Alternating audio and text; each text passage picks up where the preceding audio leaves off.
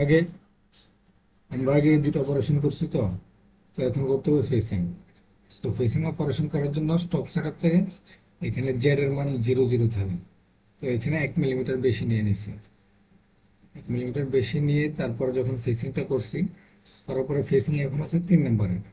তো এটাকে টান দিয়ে যদি উপরে তুলে দিই, ফেসিং 1 নম্বরে, তারপরে আমার ড্রিল লাগবে 3 নম্বরে। তো এটাকে টান দিয়ে উপরে তুলে দিচ্ছি,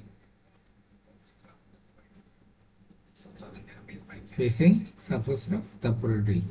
আবার তিনটায় একটা সিকোয়েন্স হয়েছে, এই তিনটাকে সিলেক্ট করে তারপর আমরা রিজেনারেট করবো। রিজেনারেটের পরে যদি ভেরিফাই করি, তাহলে আমাদের প্রবলেমটা এরকম হবে।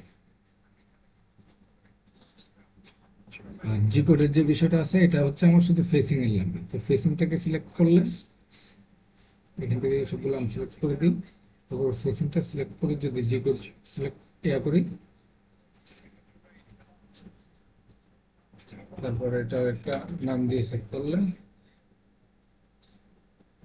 যে এটা শুধু আমাদের ফেসিং এর যে কোড।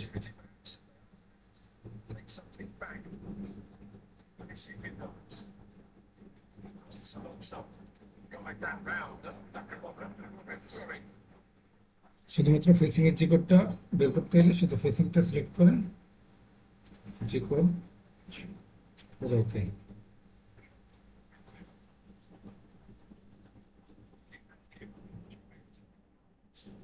একটা নাম দিয়ে সেট করলে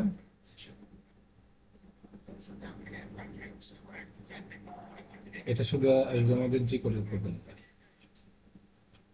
ওকে, এতটুকু কঠিন কিছু না।